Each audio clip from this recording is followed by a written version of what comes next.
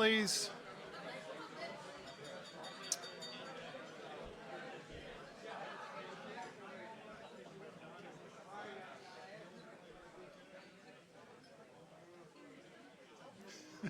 He's back.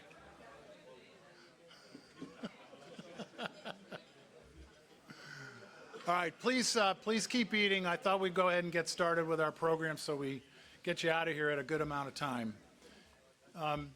Back in 2014, we began discussions about the need to honor the great heritage of golf in Virginia. We wondered how it could be that Virginia did not have a Golf Hall of Fame. So we began work to create it, knowing that a bricks and mortar facility was out of the question.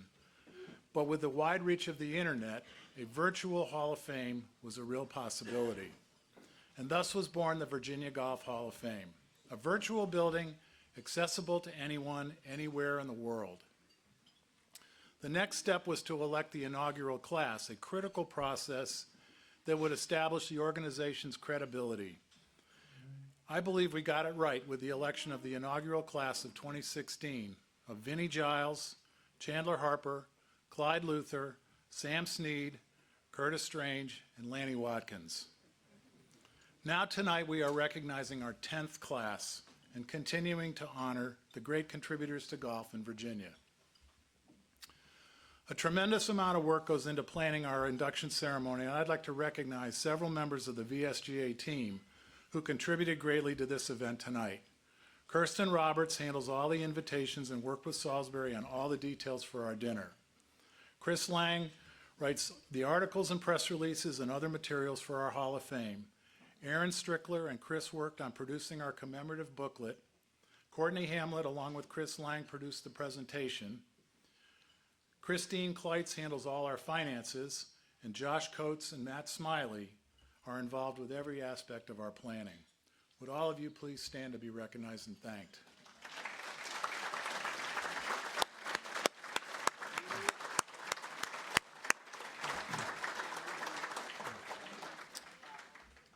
A special thank you goes to my friend Bob Rich for narrating the citations for each of our inductees. Bob, would you please stand to be recognized?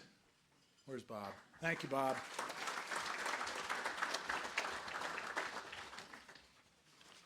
Also, we're very pleased to hold this event at Salisbury Country Club for the second time and greatly appreciate all they have done to make this evening special. I would like to thank the staff, especially Dan Jordan, who's out in the back, and Ian Kobayashi and members of the Salisbury team for hosting us tonight. Several members of the Virginia Golf Hall of Fame are with us, and I'd like to recognize them. From the inaugural class of 2016, Vinnie Giles.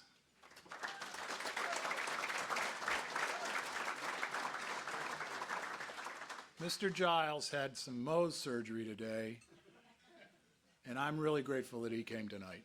Thank you. My pleasure. From the class of 2018, Robbie Unger and Bobby Watkins.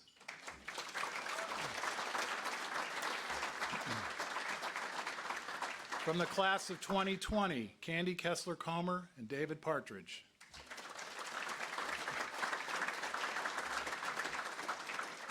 From the class of 2021, Dave King.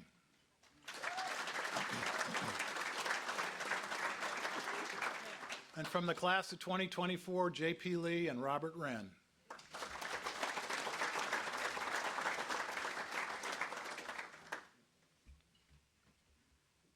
This year, golf lost three great contributors to the game. Tom Barry, a member of the Virginia Golf Hall of Fame class of 2023, was a longtime professional at Lakeside Park Club and teacher of the MAPGA VSGA Rules of Golf program. He received the MAPGA Horton Smith Award for Excellence in PGA Member Education 3 times, won the MAPGA's President's Award and Professional of the Year Award, and the VSGA's Service to Golf Award. He was inducted into the MAPGA Hall of Fame in 2014. Wayne Jackson, a member of the Virginia Golf Hall of Fame class of 2020, was a talented player whose wins included the VSGA Amateur in 1956 and 1965, the inaugural VSGA Mid-Amateur in 1977, and the VSGA Four Ball in 1967. He appeared in 6 U.S. Amateurs and in the 1963 U.S. Open. He won 10 consecutive Peninsula Amateur titles and 17 club championships at James River Country Club. J.C. Sneed, a member of the Virginia Golf Hall of Fame class of 2017, was an accomplished professional golfer who won 8 tournaments and more than $7 million on the PGA Tour, then 4 more titles on the PGA Tour Champions. He represented the United States in 3 Ryder Cup matches, compiling an impressive 9-2 record. His next to last win came in the 1995 Senior Players Championship when he bested Jack Nicklaus in a playoff. He once said that he was most proud of the fact that for 20 years, his performance was good enough to guarantee his exempt status on tour. All of us in the Virginia Golf Hall of Fame express our sincere condolences to the families of these great men.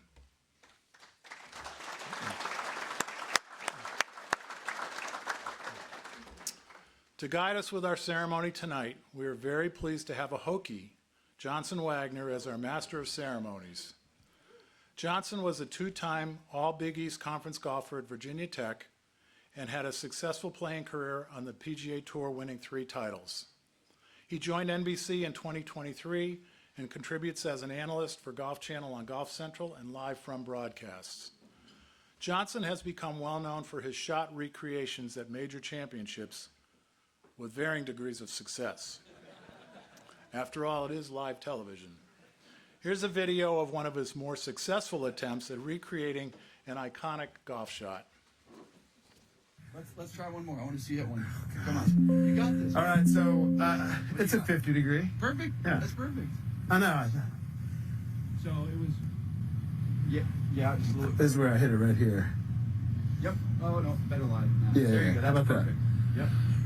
Well, What goes through your mind when you're hitting a 50-yard bunker shot? just to really be aggressive and I got to to be aggressive and dude, by the way, so happy for you. What goes through my mind? Did you think about hitting the clubhouse? Did that thought into your mind at once at all? It did on the second shot. Okay. If I hit it too hard and it ran up the left-hand side, I think I could have rolled it through.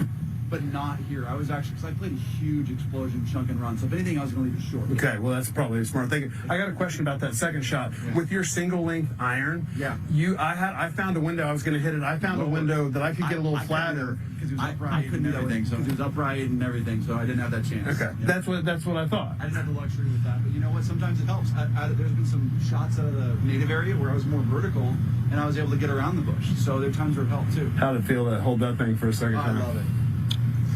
I heard there's sand in there. Is there anything else going in there? Literally, yes, there will be. We'll clean it out and hold the sand, but that sand is from this bunker shot, and I will forever have that sand in my house. That's awesome. All right. Come on, right here for the U.S. Open. Up and down to win the U.S. Open.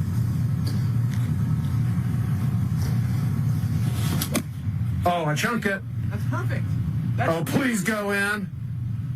Get up there. You just had that me around. Did I get it? Steve, how close? Can I hold it? You got it. Come on.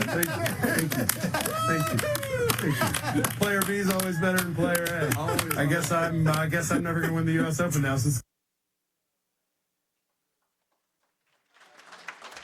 Ladies and gentlemen, what? Please welcome Johnson Wagner.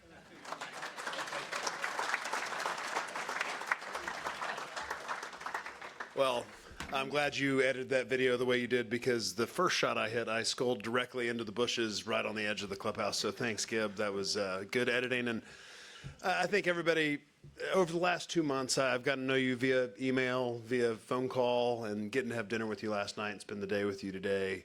It is clear how passionate you are about the Virginia Golf Hall of Fame. And I think, obviously, none of this would be here without you. So I think you deserve a round of applause. Give Palmer.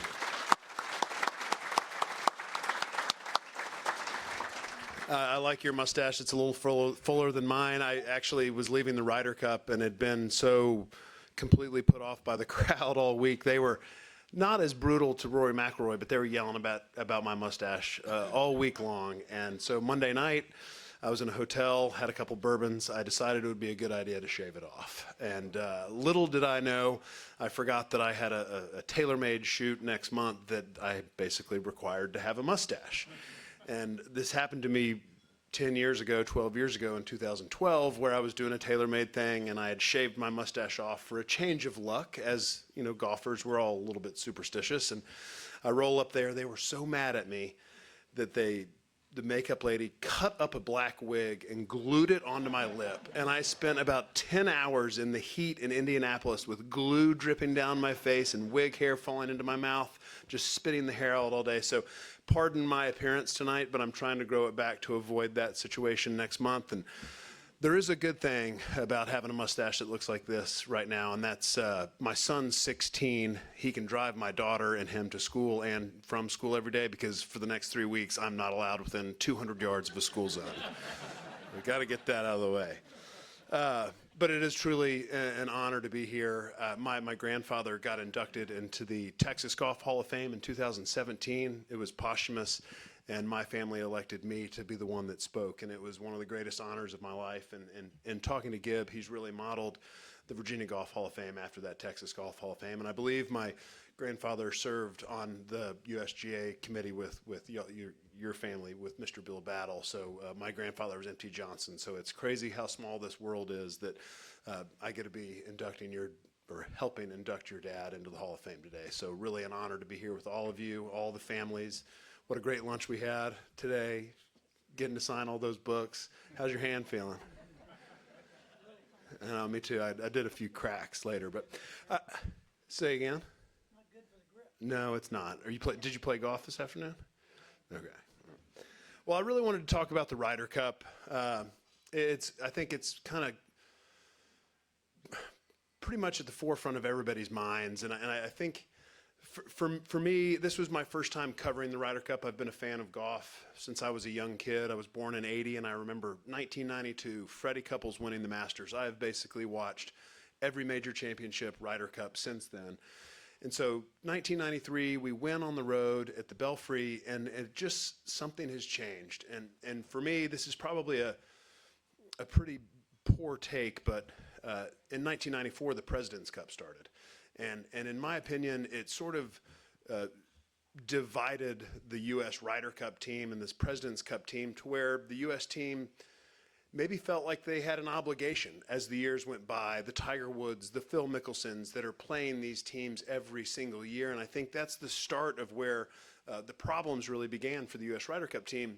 And since 1994, there's been 15 Ryder Cups. We have not won one single one in Europe, and we are 4-11. And I think the data shows that something needs to happen with the U.S. team, whether the President's Cup changes its format or we take some risks in the picks for the President's Cup, which is not a very competitive competition, have to come from the upstart college kids. Like, wouldn't we all love to see Jackson Coyven, Luke Clanton, and this Ben James, UVA guy? I think we'd all love to see those guys get a shot in that format, make it a little bit more comfortable. But my big takeaways from the Ryder Cup this year, and I want to start this by saying I thought Keegan Bradley should have picked himself and played on that team. He was a top 10 player in the world. He won the Travelers Championship. He darn near won the Tour Championship. But what it exposed was the fact that Luke Donald had spent the last 3 years of his life dedicating every waking moment to making sure every small detail was done, and that European Ryder Cup team was more prepared than the U.S. team. Flat out, they were. Keegan Bradley's trying to win golf tournaments. He's trying to make the Ryder Cup team. And I know there's some PGA of America people in here, but I think the PGA of America put Keegan in a really tough situation. It was sort of a makeup call for getting snubbed in Rome. And when you look at the way Luke Donald handled himself during the Ryder Cup, it really started the week before for me. The European team plays the BMW Championship in London. They all come over together on a plane, and they play Monday, Tuesday at Bethpage the week before. And Luke Donald gave them one message: do not leave the East Coast. We're all going to stay on this time zone for the entire week. We've got a house in the Hamptons. You can go have a great golf trip with your buddies. Go play Shinnecock National, Sebonack, Friar's Head. You can go down to Philly. You can go down and play Aronimink, where the PGA Championship is next year. Or we've got a condo in the city. You can go just have fun in New York City for a couple days. So he gave them options and really let them choose their path. Now, a lot of the guys went and played and had the greatest golf trip that I think a lot of us in this room could ever imagine. Going out to Eastern Long Island with 6 or 7 of your teammates, good friends. And so I think the culture that they set is just so ingrained. And I look back to Rome and the way Zach Johnson, love Keegan Bradley, love all the American team. But the way we went over and poorly handled, we went over 2 weeks before for a day, flew all the way back to the East Coast, and then showed up in Italy the Monday of the tournament. And I think jet lag was a real thing, and I think that's why we got behind the 8 ball so early. But as we keep going down how the European team, and look, I am an American fan. I root for the Americans. I'm going to get into knowing a lot of Americans that were rooting for the Europeans, and it drives me crazy. And part of it's our culture. The open ceremony speech, Luke Donald, it's a platform. The teleprompter that they're reading off of, I don't know if anybody watched, was like 10 feet below the level of the stage. Luke Donald had clearly been up there. He's practiced. He's trying to engage the crowd. Keegan gets up and speaks. The microphone's down here, and he's looking down. And he couldn't get it up high enough because he's so much taller. There was like a block there keeping it away to where the people in the crowd, the U.S. crowd that is jacked up to hear their captain speak, they were yelling, "We can't hear you." And it's these little details. Luke Donald had worked on everything. So I think when we go forward in picking a captain, and I'm admitting I was wrong, I thought Keegan was a great choice, and he did a fine job. But when the Europeans are that far ahead of us, we have to start thinking out of the box with our captain. And it needs to be a guy that probably is finished playing golf. Done. Do we know it? I would love to be a part of the team. I've got a good story about that coming up. But another thing, the course setup and our stats guys, they're using archaic, sort of old school, what makes the U.S. team better. It was short, rough, soft golf course. Birdies are the thing to do. And that was the case in the mid-2000s, maybe in 2015, 16. But now, every single player on that European team plays the PGA Tour. They are used to the course setups. They are used to it. We had a team this year with Russell Henley, J.J. Spawn, these guys that are built for tight fairways, thick rough, and I felt like it was a total botch job on the course setup.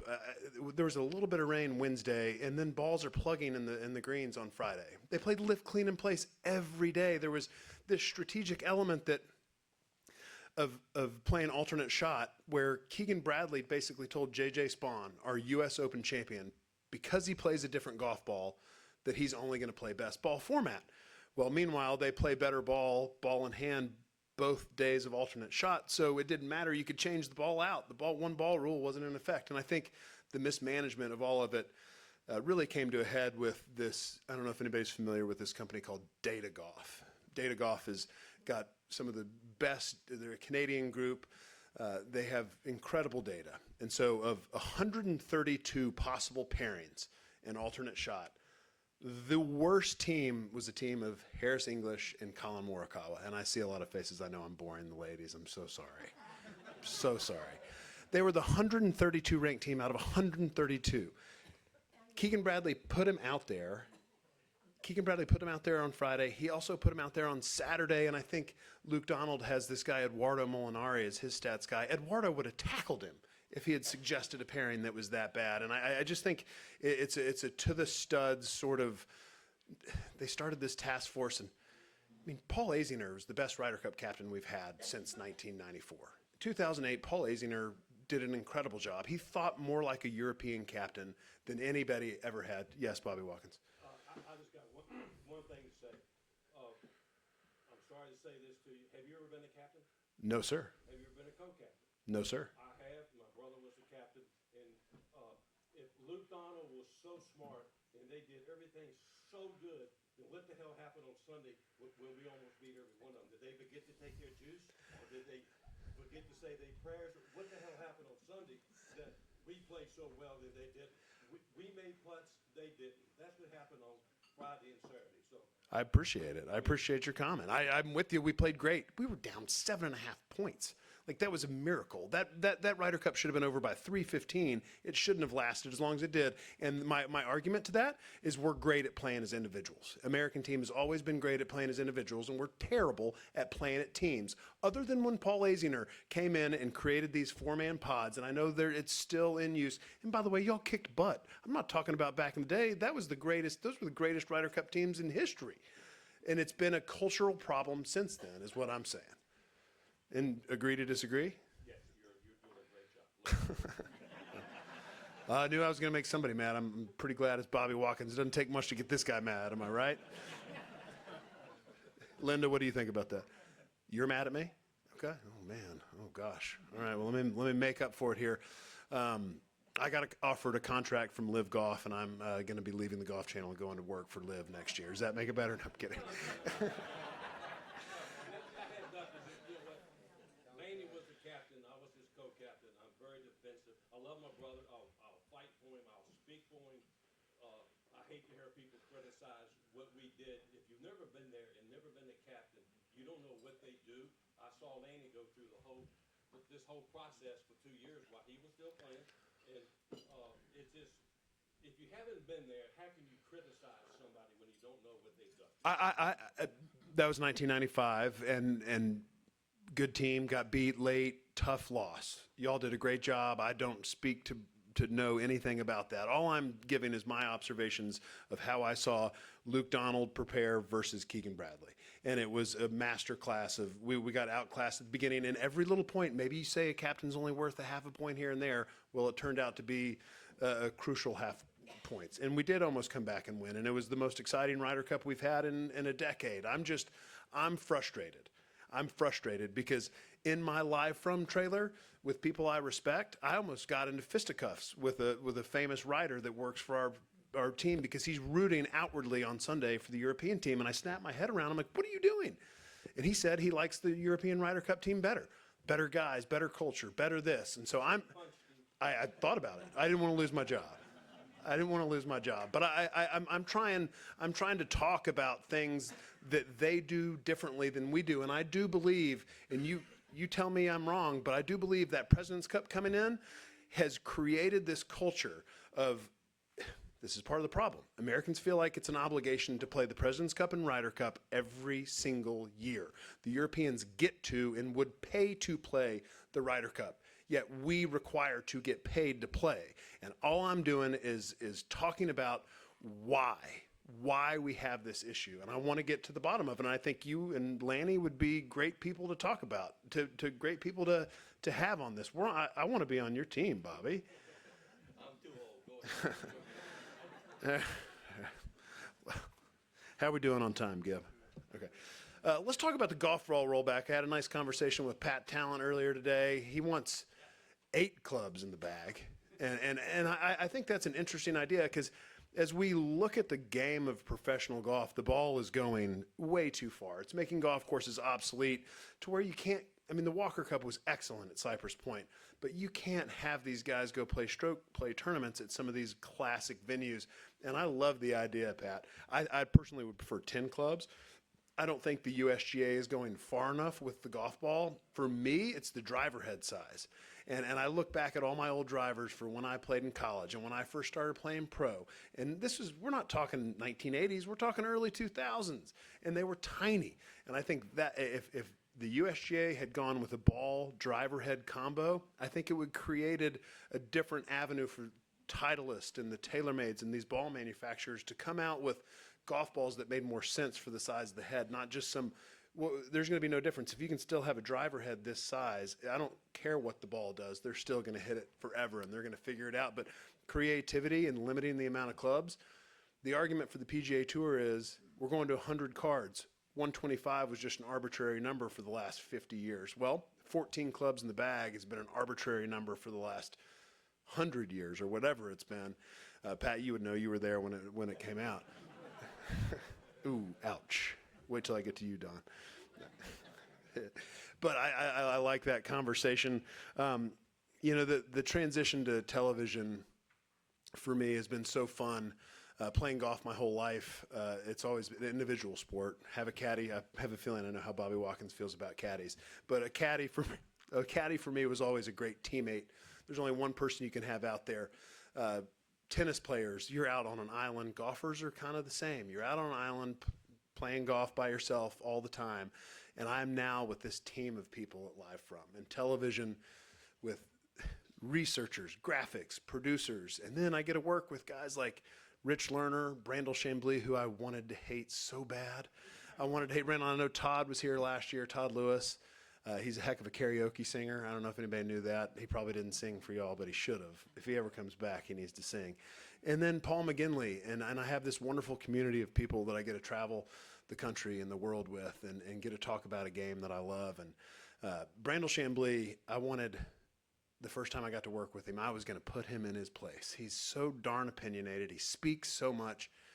And we had the greatest night. He's like, hey, let me take you to dinner. We'll go have a cocktail. And he and I sat there and had 4 or 5 Manhattans, talked golf, and he has become one of my best friends. And it's just, it's been a really wonderful place for me to be, and I've had so much fun. Before we get to the people that actually matter, I want to share a funny story about Davis Love. This involves the President's Cup. Back in 21, the President's Cup was supposed to be at Quail Hollow, got pushed to 22 because of COVID. Quail Hollow is where I play my golf in Charlotte, North Carolina. And Davis Love is announced captain. And I was super excited because I had a relationship with Davis. And I was going to go talk to him and be like, hey, Davis, I'd love to do anything, be a part of this team. I don't need to be a captain. I'll take out the trash. So get to, I think it was the Seminole Member Pro in 20, right before COVID hit. And I'm playing a practice round with him. Go back onto the 9th tee. And I worked up the courage and I said, Davis, I'm a member at Quail. I think I could be a real contributing member of this team, President's Cup team. I love the golf course. I love the team. I'd do anything. And he thinks about it. We hit off the tee. We're walking, and he thinks about it. And he said, you know what? Guys like Bubba Watson and Patrick Reed, they always need these real specific types of snacks brought out to them on the golf course. And I looked at him, and I'm like, what?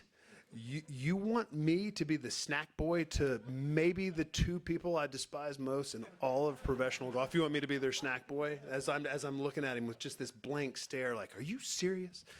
Played the rest of the round. I didn't say another word to him. A year and a half goes by. I'd been around him. I blanked him. I was so offended. And get to the President's Cup. Jimmy wins there. We're sitting on the 7th fairway as spectators, 7th green. I've got my kids. I've got chairs set up, drinking some beers. Webb Simpson, who's a member and a friend, he's a captain on the team. He drives by in his cart, spots us, comes over, hands my son a President's Cup towel, a team towel. And I said, Webb, how is it? Is it amazing being a captain, an assistant captain on this team? And Webb looked at me and he said, you know what? To be honest, all I'm doing is driving snacks out to a bunch of guys out here. And at that point, like, I think had I taken that snack boy role, maybe I could have had a part in this Ryder Cup team. Maybe I could have made a difference. But I lost my opportunity, and anyway, I'm very upset about it. But anyway, let's get to the part of the program tonight that we really are here for, and that's celebrating some great guys. But first, a little bit about Salisbury. Salisbury's story goes way back to the 1700s, when the Randolph family built it as a plantation and hunting lodge right across the James River from their Tuckahoe estate. In 1784, Virginia's governor at the time, Patrick Henry, actually rented the property. Fast forward to the 1950s, the land was developed into Salisbury community we know today. A few years later, in 1963, Salisbury Country Club was founded, with a clubhouse designed to resemble the old plantation house. Since then, the club has hosted major events for the USGA, VSGA, and the RGA. And tonight, we're proud to celebrate another piece of history as Salisbury once again serves as the home of the Virginia Golf Hall of Fame induction ceremony.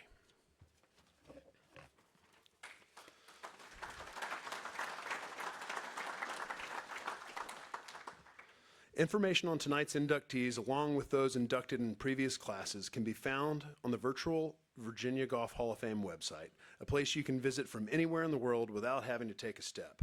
The mission of the Virginia Golf Hall of Fame is captured in the phrase, recognizing excellence, honoring heritage. Tonight, we'll do exactly that. The Virginia Golf Hall of Fame opened its virtual doors in 2016 at the Omni Homestead Resort. 6 legends of Virginia golf comprise the Hall's inaugural class. Sam Snead, Curtis Strange, and Lanny Watkins are all in the World Golf Hall of Fame. Vinnie Giles remains the only amateur in history to win the U.S. Amateur, British Amateur, and the U.S. Senior Amateur Championships. Chandler Harper was a major champion who was an institution in the Portsmouth golf scene until his death at age 90. Clyde Luther was one of America's most renowned experts on the rules of golf and a past Virginia State Golf Association president. Together, these 6 formed an impressive inaugural class. Behind me on stage, you'll see the photos of every inductee of the Virginia Golf Hall of Fame, and you'll find their names at the back of your commemorative booklet. As we embark tonight on inducting our 10th Hall of Fame class, I'd encourage you to visit the Virginia Golf Hall of Fame website to learn more about all the fabulous members who have been inducted. Tonight, we unveil the wall featuring the inductees of the class of 2025. You'll find more information on each inductee in the booklet at your tables this evening. If you have not already done so, you'll also notice that some of the members of our hall have already signed their names in your booklets, so no need to rush for autographs after the ceremony. Our first inductee of the class of 2025 is Bill Battle. Bill Battle was more than a leader in the golf industry. He was a decorated war hero, a political ally of John F. Kennedy, and a driving force in growing the game of golf in Virginia. Born in Charlottesville, Battle played for the University of Virginia golf team before answering the call of duty in World War II. Serving in the U.S. Navy, he was awarded the Silver Star for valor. After the war, he built a successful career in law and politics, working for John F. Kennedy's presidential campaign. His efforts earned him an appointment of U.S. Ambassador to Australia, a post he held from 1962 to 1964. Golf, however, remained his greatest passion.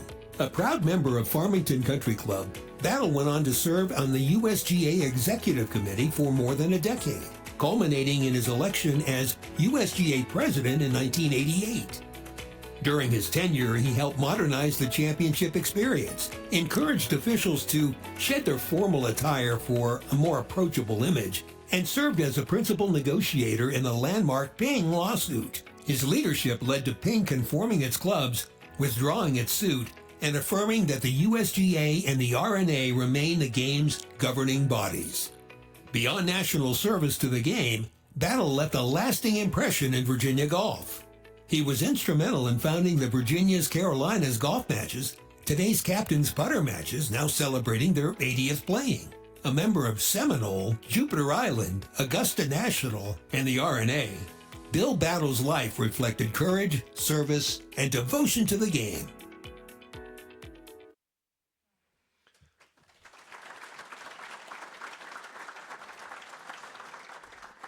Cullen Battle, Bill's son, will now come forward and be presented with Battle's Hall of Fame certificate.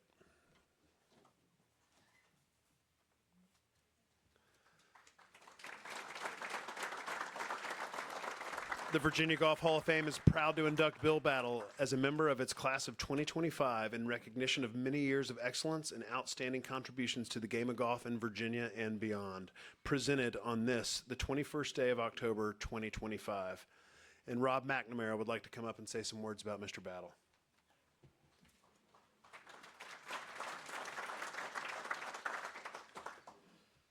Wow, that was quite the introduction that we had there. I know Mr. Battle, if he was here, he'd say, well, Virginia's for lovers, not fighters, so we're all going to get along and have a great time tonight. What an honor for me. I got the call at 2 o'clock today. Bobby Battle, Bill's other son that was supposed to be here, had a medical situation last night. He's fine. I'm happy to report he's okay, but was unable to make the call, and so here I am, and I'm honored to be here representing Janie and Cullen and the whole Battle family, and what an honor it is for me personally, because honestly, I would not be here without Mr. Battle. I was an assistant pro at Farmington, and Mr. Battle hired me to be the head pro after 3 years of service, and my relationship with him, he was almost like a surrogate grandfather for me. He was a huge influence in my life on so many levels, and just a very, very special man. I can remember the very first time I ever played golf with him, and all his accomplishments were not just clerical, political, and administrative. He could really play golf, and I heard about him as a amateur golfer, and now I'm the assistant pro at Farmington. This is 1994, is the late spring, and I'd been working there for about 3 months, and the weather finally turned, and we got a couple other members to join us, and we go out to play, and Mr. Battle was still into his golf game. He was 74 years old. We were playing the back tees at Farmington, and he could still golf his ball. And the two other guys we were paired with were Farmington members. They were more into socializing and talking and jawing, and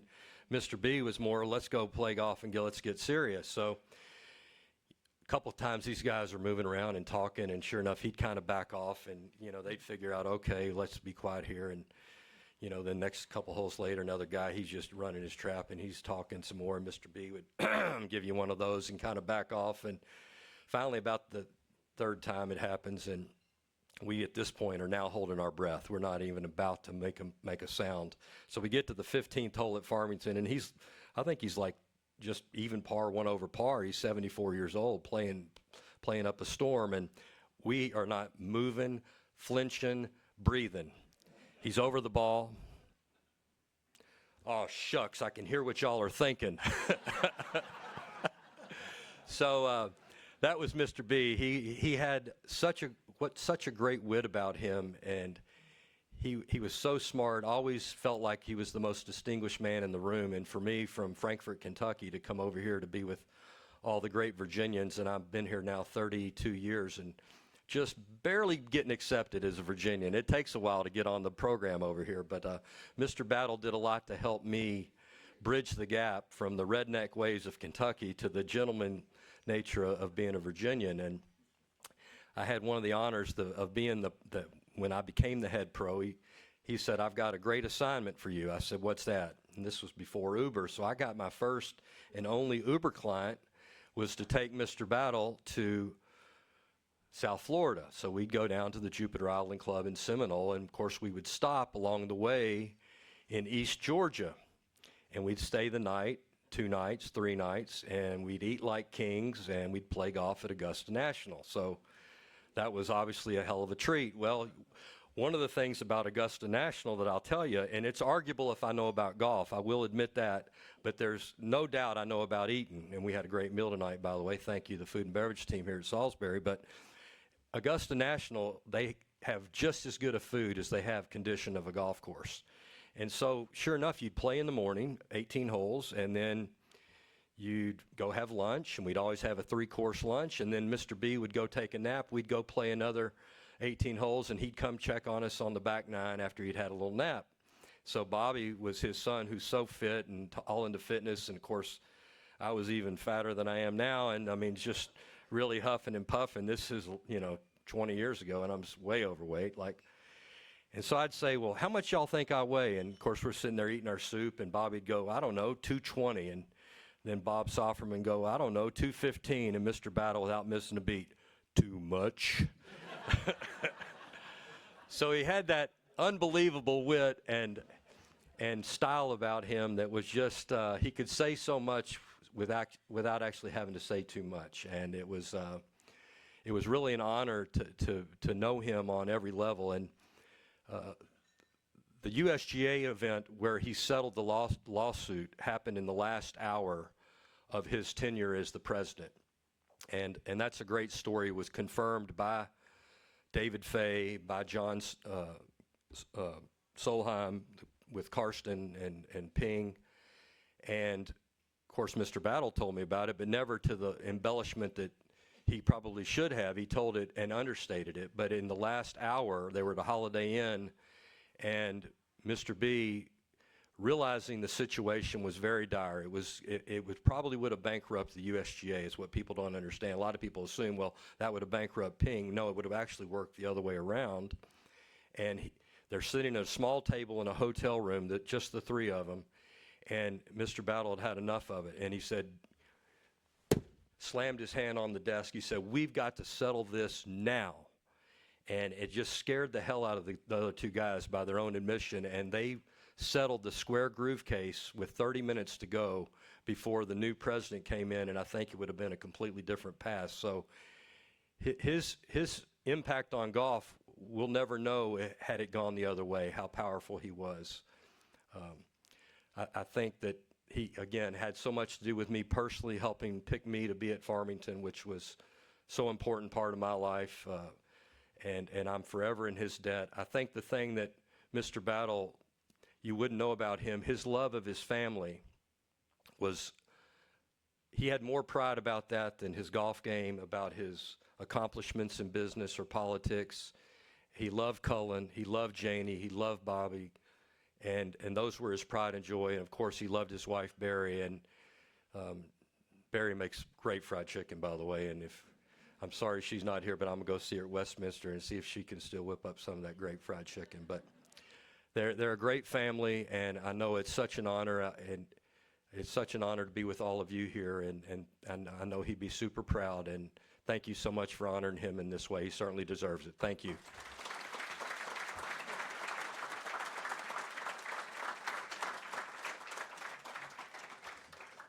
Thank you, Rob. Our next inductee is Don Ryder.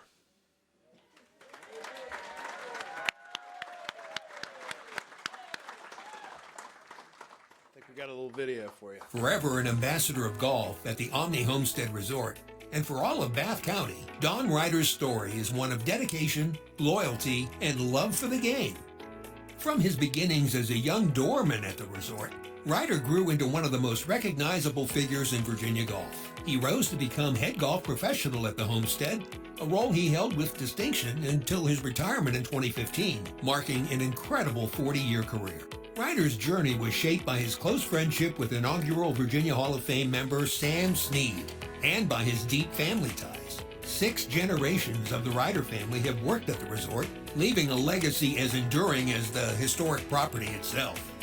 As a member of the inaugural Hall of Fame Selection Committee, Ryder helped shape the honor he now receives tonight, bringing his story in golf full circle.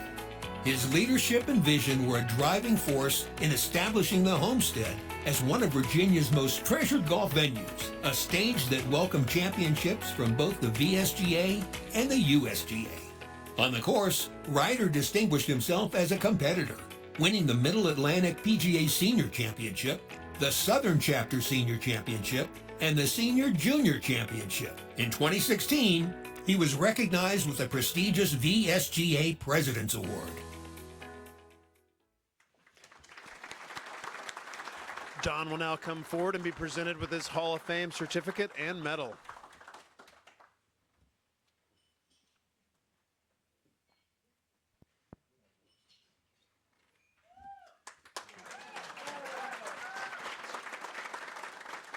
The Virginia Golf Hall of Fame is proud to induct Don Ryder as a member of its class of 2025 in recognition of many years of excellence and outstanding contributions to the game of golf in Virginia and beyond. Presented on this, the 21st day of October, 2025. Congrats, Don. Thank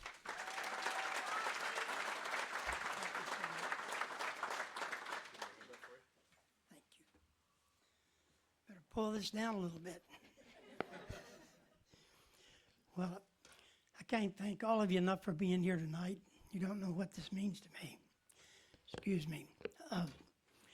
You know, my brother had just arrived, and we got in the truck. We were going fishing on about May the 1st, I think it was.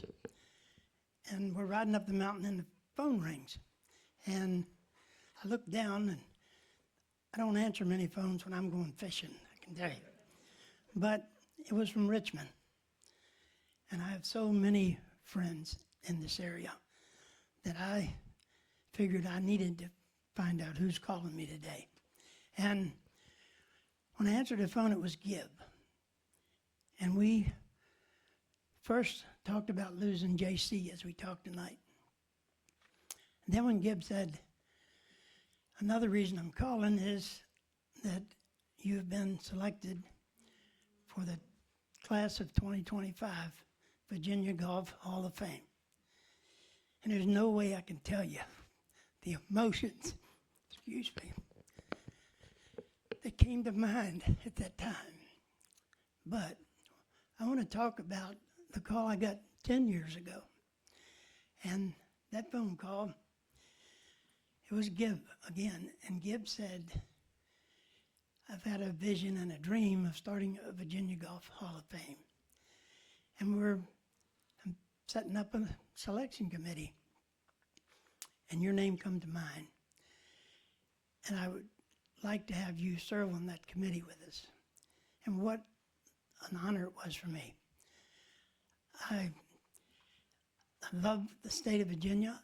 I love Bath County. And when I had that opportunity to get to elect the first inaugural members of the Golf Hall of Fame, it was something I would never forget. But this is tough for me, I can tell you. But I never dreamed the day that I walked in Tom Lennon's office as a doorman, and a young man, had dark hair at that time too.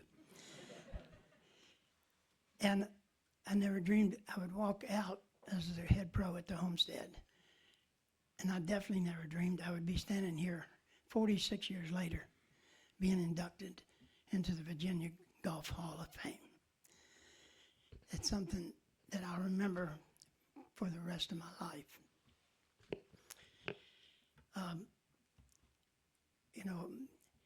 As I said, I did win the Mid-Atlantic Section Championship, Senior Championship. And when I came back from Frederick, Maryland, and got back to the Homestead, I was congratulated for winning that championship by the executive committee at the Homestead. And that weekend, I played a round of golf with Gary Rosenberg, the president. And when we finished, we went in and sat down, and he said, well, when are you going to try for the senior tour? And I said, well, Gary, winning the Mid-Atlantic Section Championship and playing against the best golfers and senior golfers in the world, there's a big difference. And I said, I'm not going to give up my job and my position here at the Homestead to take on that challenge. And then he looked at me and he said, well, I'm going to make you an offer. He said, I'm going to give you a year's leave of absence. I'm going to pay you a partial salary. I'm going to keep all your benefits and all your insurance, and you can go try. And if it doesn't work, you'll come right back where you was. Those things don't happen in this world. So out I went. And I went to the tour school, qualifying school, and I didn't make one of those exemptions. Didn't play well enough. So I did the Monday qualifiers. I went everywhere. I played in every Monday qualifier I could get to. I finished 5th one time. You had 156 playing for 4 spots. I never got any of those spots. So I came back to the Homestead where I belonged. And 2 things I found out. I found out that I wasn't a professional golfer, that I was a golf professional. And I came back doing the things that I love around the people I loved. I was a greeter of the members and guests. I gave lessons and ran tournaments, played golf with the members that I still do today. That's what I love about the game. And I was where I needed to be. The other thing that I learned was my family. I didn't like being away from my family or Bath County. And my wife sitting there, we were high school sweethearts. We've been married 58 years. My 3 children are here. My 2 daughters, Katie and Kathy, my son Don, and my brother Rick, who was in that truck with me when I was going fishing. And their spouses. Caught some fish too, we did. But, you know, my life is been a great life at the homestead and living around Hot Springs in Bath County. And I just want to say, last week, there was a sports writer that was going to be here, but he couldn't make it, and he called and he said, "Can I meet with you on Friday and just ask you a few questions and talk about your induction into the Virginia Golf Hall of Fame?" And I said, "Sure." So he asked me several questions. It went on for a good while. But I'm going to tell you the last question he asked me. He said, "Have you lived in Bath County your whole life?" My answer? I said, "Not yet, but that's my plan." Thank you so much.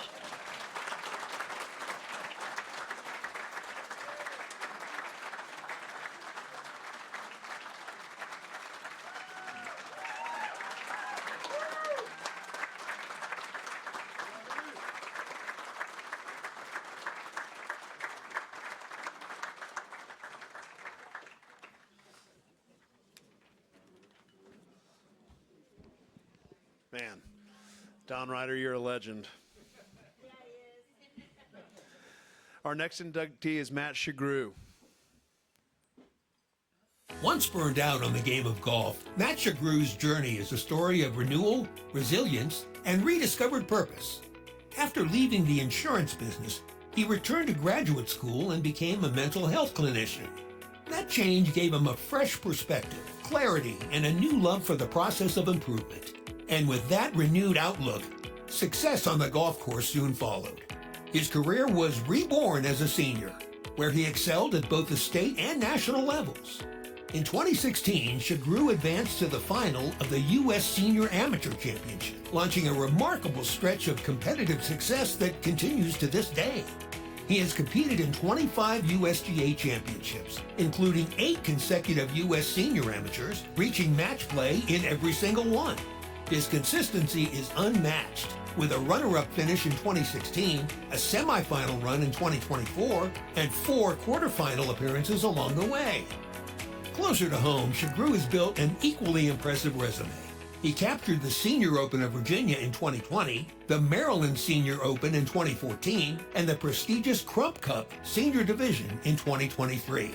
He teamed with Brandon Signa to win the VSGA 4-Ball Championship in 2019, and most recently added the inaugural Giles Invitational Senior title in 2025. Through perseverance and passion, Shagrew transformed his career and continues to inspire with his commitment to the game.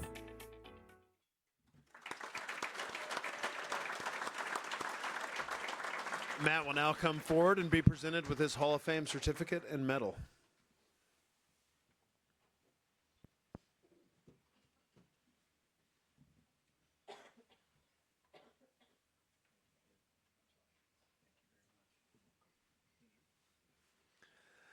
The Virginia Golf Hall of Fame is proud to induct Matt Shagrew as a member of its class of 2025 in recognition of many years of excellence and outstanding contributions to the game of golf in Virginia and beyond. Presented on this 21st day of October, 2025. Congrats, Matt.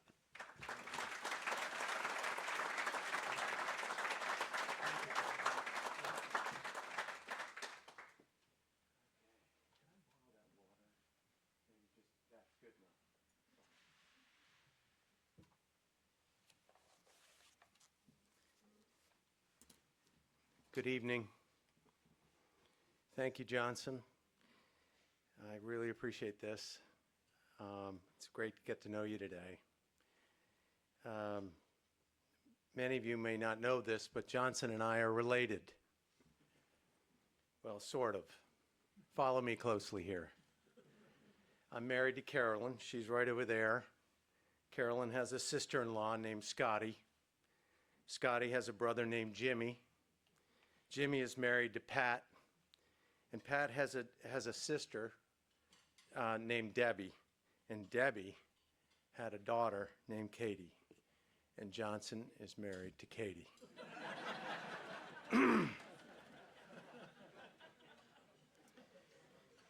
So as I see it, that makes me your long-lost Uncle Matt. And now that we're family, you know how family looks out for each other. your old Uncle Matt and your favorite Auntie Carolyn right over there. We need 2 tickets to the Masters next April. I have a lot of people to thank tonight, and I want to start with my family. I'm the youngest of 4. My sisters Karen and Maura and Tim are over here. They're all here tonight. And, you know, I was a handful to all of you when I was growing up, and especially when Mom passed away.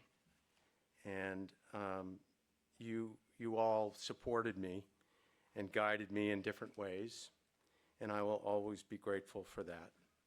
So thank you. And I'd like to thank the VSGA Hall of Fame Committee for considering my nomination. When Gib Palmer called me, I was speechless. This is an honor I will cherish until the last day I live on this earth. A special shout out to the man in black, Patrick Bedingfield, who could not be here tonight. Pat has caddied for me many, many times in USGA championships and RNA championships and state championships. He's a friend and someone I can always count on. And he's kind of like a son to me and Carolyn, and we're really proud of the man that he has become. Bob Dolan is here tonight. Bob and I have known each other since we were early teenagers when we were playing burger matches at Montgomery Village Country Club. Bobby, you inspired me to work hard. You encouraged me to own my game and be a great student of the golf swing. And well, Wayne D couldn't fix everything in my game, could he? Especially the chip yips. And when I was in graduate school, studying to become a clinical psychotherapist, we spent hours at Columbia Country Club in the short game area talking about life, mostly your life, Bobby, in between my chunks and chips and skulls. And, you know, I just want to say that Bobby really started, in my mind, getting my mind right. You know, your constant and consistent positive reinforcement kept me going. And by simplifying the technique, eventually unburdened my mind and allowed my natural athleticism and feel to return. My next book, by the way, I'm going to entitle How I Survived the Heebie-Jeebies. And to all of my friends, some of you have come great distances to be here tonight. Thank you for being real friends, the kind that show up when times get very hard. And Carolyn and I know we can count on you, and especially now. We have a good life, but as many of you know, it's not easy right now for us. We are stronger just knowing that you are there and that we are not alone in our battles. So let's talk a little bit about golf. In 2018, I was picked to the Concession Cup team. That's the USA's best seniors and mid-amateurs versus Great Britain and Ireland. The captain of our team was Vinnie Giles. I was 4 down after 9, playing poorly and thoroughly humiliated. Nobody was watching my match except Carolyn. I could see her talking to herself, walking down the fairway. What you might not know is she praised the rosary from the first shot to the last. And for you non-Catholics, that's 1 Our Father followed by 10 Hail Marys. But on this day, there were no signs that the Lord above was listening. I walked up to the 10th tee, and I was met by Stuart Hagestad, all 6'7" of him, standing there, arms crossed, waiting for me. And he said, "I've been summoned by the powers that be to give you a pep talk." I figured Vinny sent him out. "Okay, Stewie, give me your best shot." He lowered his face to about 12 inches in front of mine, and he said, "Play effing better."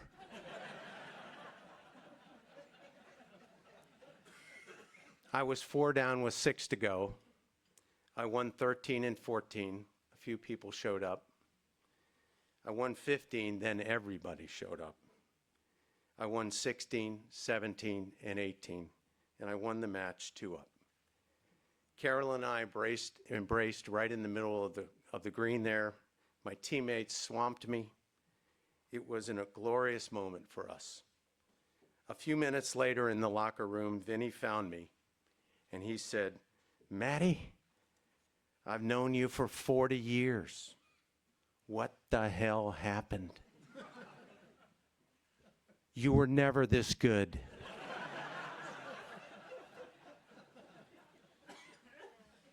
So what happened? Well, I got pretty good at a young age. It helps when you live on a golf course. But as one Washington Post sports writer would later write, Matt Shagru started out fast and peaked at 13. I was recruited to play golf in college, but I failed miserably. I disappointed many. Eventually, I just quit the game. I was 15 when I discovered alcohol, the Irish curse. This was a couple months after my mother passed away from ovarian cancer. Her battle lasted 9 horrific months. I don't want to turn this into an AA meeting, but for the next 18 years, I would live a drinking life. Golf, academics, and anything else that I used to excel at took a back seat. But then in my early 30s, I was given a great gift. I was given the great gift of desperation. I was sick and tired of being sick and tired. Also, I knew my mother would have wanted me to live differently. I felt ashamed. It was time to surrender my way. So I got the help to stop. I joined AA. I worked a recovery program. It's a program for life that I still work today. I got a lot of help along the way, and some of those people are in this room tonight. It's now been 31 years and 331 days. Sure, I did some legwork.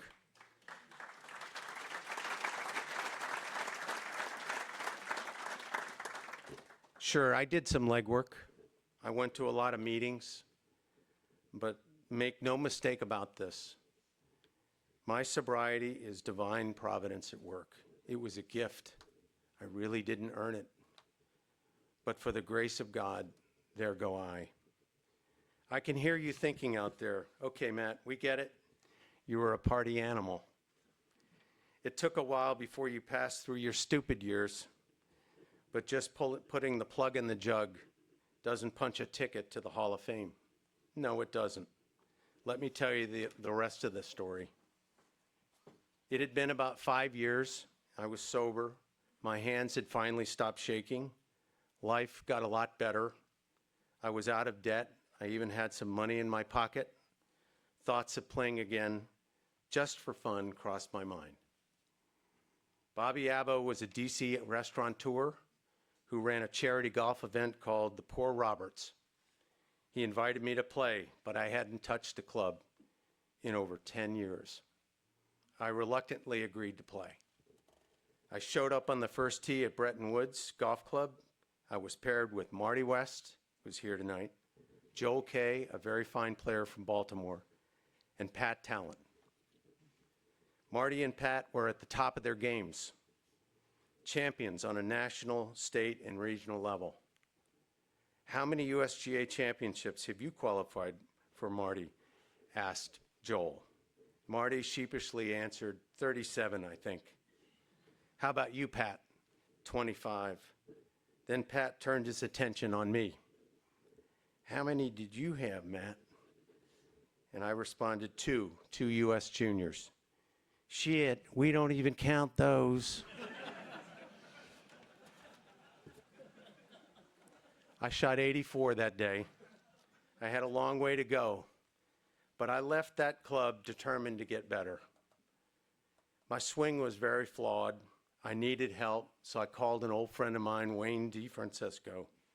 He had a few PGA Tour players in his stable. I thought for sure he could help me. The day before I talked to Wayne, I had bogeyed the last 4 holes in the sectional U.S. U.S. Amateur qualifier at Bonneview Country Club in Baltimore. I fell into a playoff and lost on the final spot. It was gut-wrenching. And to make matters worse, Jon Stewart, a Hall of Fame golf sports writer for the Baltimore Sun, chronicled my painful implosion in the paper the next morning. I called the shop where Wayne worked, and I asked to speak to Wayne. The young assistant said to me, "Sir, what's the purpose of your call?" To which I responded, "I'd like to get a lesson with Wayne." "Are you a member?" "No." "Well, sir, Mr. DeFrancisco is booked up for months. You might just go get another pro to help you." Well, a few minutes later, about 1 minute later, the phone rings in my office. "Matty, it's Wayne D." "Hello, Wayno. I see you puked all over your shoes yesterday at Bonneview." "I suppose you're calling me because you'd like to learn how to swing the golf club properly. Get your butt up here at 4:30 and let's take a look." Well, I did, and it didn't look very good. And Wayne prescribed a complete overhaul of my golf swing. And he told me it's going to get really bad before it ever gets good. And I said, "I really want to do it, Wayne." And he said, "Well, just make me a promise that you don't go halfway and then decide to go back to your old swing, that you stick with it." And I did. And I'll tell you, Wayne was right. I needed that. I didn't have a golf swing that could be relied on under pressure. And that was sort of the beginning of my climb. I just wanted to say thank you, Wayne, for being honest that day. But far and away, the biggest event that led me to this podium tonight would come a couple years later. Before Carolyn and I met on a blind date in December 2006, we both struggled for decades to find our true soulmates. Carolyn will tell you that at the time I came knocking on her door, she was done with guys and going to buy a cat. I can still remember the first moment I laid eyes on Carolyn for the first time. I was standing beside my car after parking it. She had just done the same thing and was about 30 feet away and staring right at me. She was stunning. She was gorgeous. And all I could think was, I'm here to meet somebody for a blind date. I wish it was her. And it was. Well, the rest is history. We got engaged in December of 2009. Carolyn knew nothing about golf. But she had an inkling that it was very important to me. She also knew I had quit a few times, once for over 10 years. On a cold January night, we drove separately to Bethesda Country Club to meet with the banquets manager to make arrangements for our wedding in a couple months. I was walking down the hallway and was accosted by two older gentlemen who had known me since I was a junior golfer at the club. I call them affectionately the curmudgeons. "Matty, we hear you're getting married. You know what that means." "What?" "You're going to suck at golf now. Because every man who gets married turns into a hack." Well, they didn't know that Carolyn was walking 30 feet behind me and heard every word. And she walked up on us. I introduced her. The curmudgeons straightened up. But then we bid a polite goodbye. And when we turned the corner, she grabbed my arm and she stopped me in my tracks. She pointed her finger into my chest and she said, "Matt Shagru, I'm not letting you quit the game again. In fact, you're going to play more golf than you ever have before. And you're going to get really, really good at this game. And you know why?" And I said, "Why?" "Because I don't want to be known as the woman who turned Matt Shagru into a hack." Carolyn pushed me, She pushed me to be my best, to be a better clinician for my patients, a better competitive golfer, a better friend, a better person. And she made me want to be the best I could be for her. Carolyn has more grit and determination to overcome obstacles and win than I ever did. Life isn't fair sometimes. We got a diagnosis in December of 2019 that was life-changing. I felt the ground shake that day. 2 days later, with a partially collapsed lung from all of the fluid in her chest, Carolyn went for a 5-mile run and proclaimed, "The fight is on." Sweetie, I'm the luckiest person in the world to be yours. You are my everything. The people that know us, many of them are here right now, they know none of this happens without you. And I'd just like to say in closing, I've had a nice run in golf the past 15 years. I love the competitive game. I love the preparation. I love the practice. I love the process of getting better. I love being a factor in a tournament. I've only had one goal, and that goal is to get better and just see how good I can get. Golf, especially the competitive game, has taken me and Carolyn around the world to incredible places, to meet incredible people. Many have become friends, close friends, and many are here tonight. This honor does not mean I'm being put out to pasture. I still have some game. I still believe I can get better. Quitting is not part of my DNA anymore. The fight is still on. Thank you, and God bless all of you. Good night.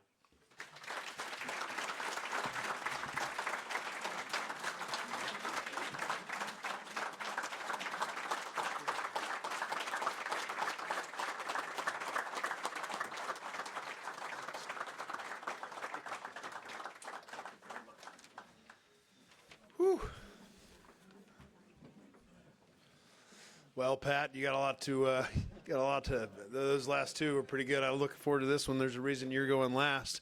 And our next inductee is Pat Talent. Born and raised in Kentucky, Pat Talent's first love was basketball. Coached by his older brother Bob, he started George Washington University, averaging more than 20 points per game over 3 seasons, and then being drafted by the Washington Bullets. Moving on from basketball, Talent turned his competitive spirit to golf. What followed was a remarkable career filled with victories at the state, national, and international levels. Known for his consistent ball striking, it was a switch to a long putter that elevated him from very good to truly great. Talent's resume is extraordinary. He captured the VSGA Amateur Championship in 2007, earning VSGA Golfer of the Year honors, and went on to win 4 VSGA Senior Floorball Championships. He's competed in 35 USGA championships dating back to 1987, highlighted by winning the U.S. Senior Amateur in 2014, finishing runner-up in 2010, and claiming low amateur honors in the 2004 U.S. Senior Open. His success reached across the Atlantic as he won the British Senior Amateur in 2015. He also claimed some of the most prestigious national invitationals, including the Hugh Wilson, the Walter Travis, and the Crump Cup, later adding senior titles at both the Crump Cup and the Coleman Invitational. Talent's record in the Middle Atlantic and Maryland competitions is equally impressive, with victories in the Maryland Amateur and Senior Amateur, and Middle Atlantic Amateur and Middle Atlantic Senior. His legacy is already enshrined in the Middle Atlantic Golf Association Hall of Fame, the National Senior Amateur Hall of Fame, and the George Washington Athletics Hall of Fame.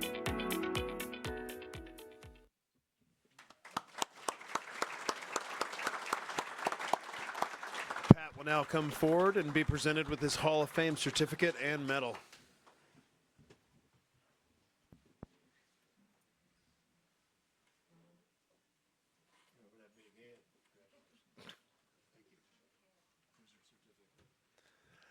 The Virginia Golf Hall of Fame is proud to induct Pat Talent as a member of its class of 2025 in recognition of many years of excellence and outstanding contributions to the game of golf in Virginia and beyond, presented this 21st day of October 2025. Congratulations, Pat.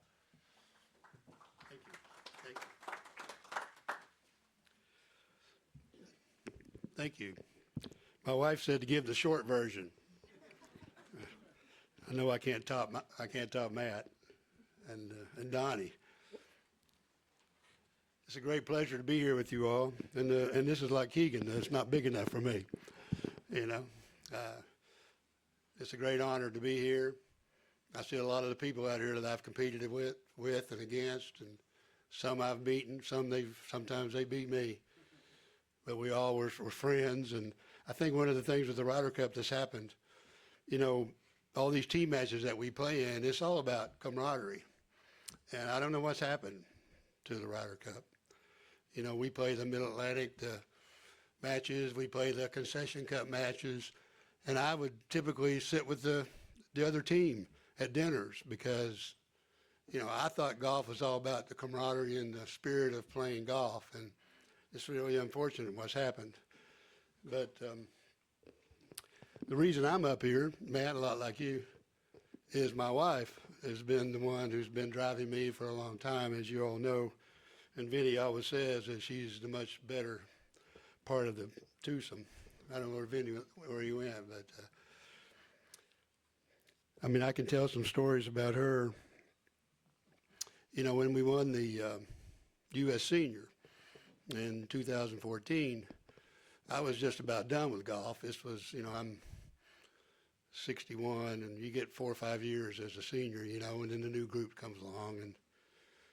And the year before, I'd gotten to the quarterfinals, and I was exempt. So I sent the application in June, you know, and didn't think about it. And the time comes, and it's, you know, August, and I'm old, and I'm thinking, you know, I don't know if I want to go. And Cindy, she's the CFO of a multi-billion-dollar company. She happens to have a board meeting in Las Vegas, and it just so happens that her private plane is leaving Dallas about the same time as my commercial plane was supposed to fly to California. And she said, "You're going to get on that plane, and I'm going to be out there on, I guess it's Saturday, because the qualifying occurs on Saturday and Sunday." So I went out for the practice rounds, and sure enough, she shows up on Saturday after being at her meetings, and I didn't play very well the first day. I shot 78 or something, and it didn't look like I was going to make it. But then, once again, she says, "I think you're going to make it," and so I shoot 70 the next day, get in the playoff, and we go through the playoff, and you know, there's like, I think it was 14 for 13, so it'd be very difficult to miss it. But of course, that's happened to me before. And so I ended up getting in, I don't know, I was 62nd or something, and I ended up playing Chip Lutz in the first round, and I birdied 5 of the first 7 holes. Chip's a great player. And I ended up squeaking by him, and I ended up, you know, getting to the final, ended up in the finals. But here's the thing. In the senior am, they allow us to ride. You know, all those USGA competitions that I had played in, you have to walk, typically. But in the senior amateur, they say it's okay to ride, but your caddies can't ride. So Cindy, she walked every round, six rounds, 6 matches, plus the 2 rounds of qualifying. And we won. And after the tournament's over, they ask you, they want to give you a ring for a thing. I said, "Well, you're going to have to give Cindy a ring too. So I don't know if you have your ring on, honey, but yeah, she's got a ring on." So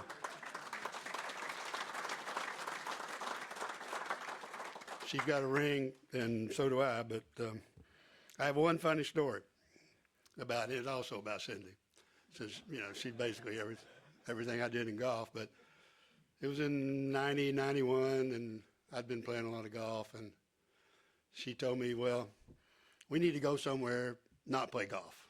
And so we set up we went to the homestead, and I was staying at Jack Vardaman's townhouse, and it's Saturday morning, and we got our girls there. You know, I got 3 daughters, 8 grandchildren. You know, I've had a great life. I'm very lucky. And the phone rings. And now we're in a strange house. You know, I don't know if I'm supposed to answer the phone or not. You know, so I pick it up and I said, hello. And Donnie Ryder says, Pat. I said, who's this? He said, it's Donnie. Oh, Donnie, how you doing? Doing great. Sam needs a partner. I said, Sam who? He says, Sam Sneed. I said, oh, no. I said, Cindy, you're not going to believe this. And sure enough, she said, oh, you got to go play with Sam. So we go out, and when I get there, Sam has a cart by himself, and he's got in the passenger seat, he's got a towel draped over the seat. And on that towel is a golden retriever named Meister. And so we play.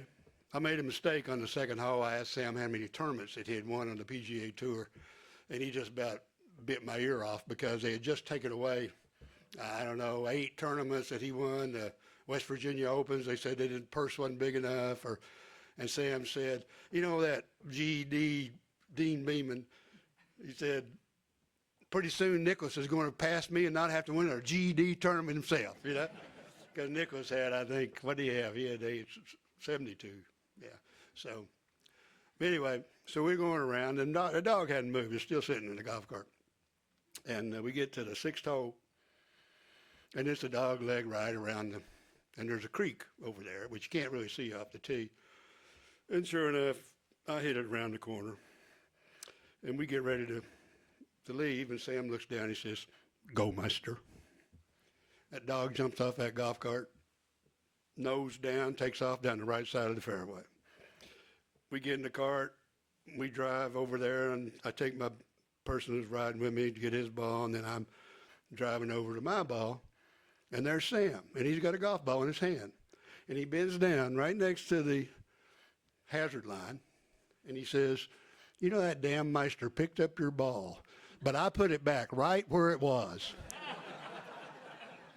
And I look, and Meister's got water up to his haunches, and he's over there shaking himself off, and he jumps back up on the cart. So needless to say, I bogeyed that. I 3-putted that hole intentionally because I knew if I didn't, Sam was going to ride me down for a par. Donnie he sent me the scorecard. I looked at it yesterday. It said I shot 68 that day. Sam shot 74, and he was probably 80 something in those days. And well, anyway, we went around a little bit further. We got to the 13th hole. One of our guys hit it left in the creek on the 13th. Go, Meister. Meister gets out of that cart, takes off down the fairway. So once again, we drive over, and now we're going back over there for a ball, and Meister's running up and down the creek bed like this, just crazy. Sam gets over and says, GD, you Meister, get your butt back over here in this golf cart. So Meister's head's hanging down. He gets back over there. Meister couldn't find the ball. So anyway, we ended up, after 2 days, we won that event, and they gave awards, and there was an award presentation, and Sam was just tickled to death because I drug his ass around and won the tournament. And so they give the awards out, and Cindy shows up, and she's got the 3 little girls all dressed up beautifully. At this time, we had a housekeeper who liked to make dresses, and they had 3 beautiful dresses on, and she walks in, and she's so proud, you know. And Sam looks at her, and he says, good God, woman, you must have the patience of Job.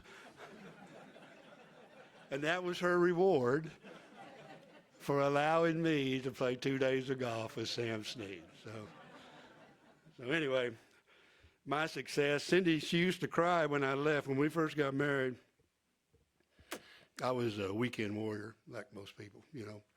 I'd get up on Saturday morning. My brother Bob would take me, we'd go play golf, and we drink, you know, like golfers do. Matt, sorry. And so we'd be drinking our Budweisers, and we'd come home, and I'd be half drunk, and she would say, you know, she'd cry before I leave because she knew what was going to happen when I came home.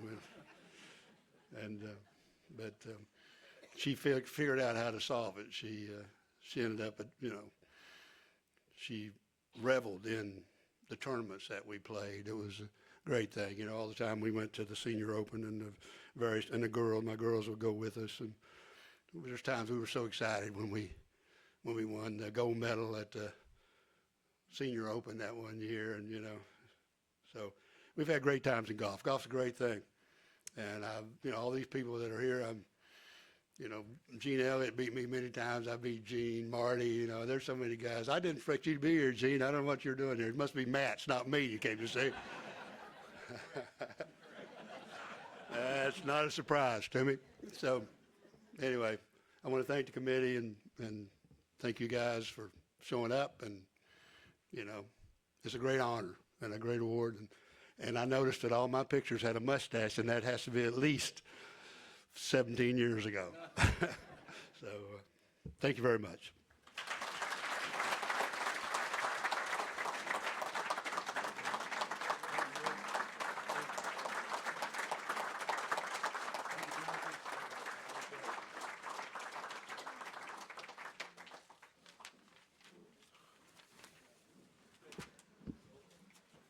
Let's give one more round of applause to the Virginia Golf Hall of Fame class of 2025.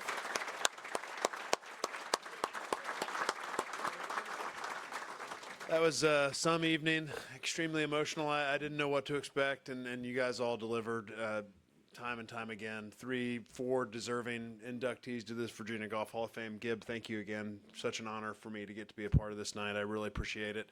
And please look for an announcement for the class of 2026 next spring, when we will also announce the location and date of next year's induction ceremony. You're all invited to join us back in the Cedar Lounge, which is that way, for a post-ceremony reception. Thank you for attending this year's Virginia Golf Hall of Fame ceremony, and have a wonderful night.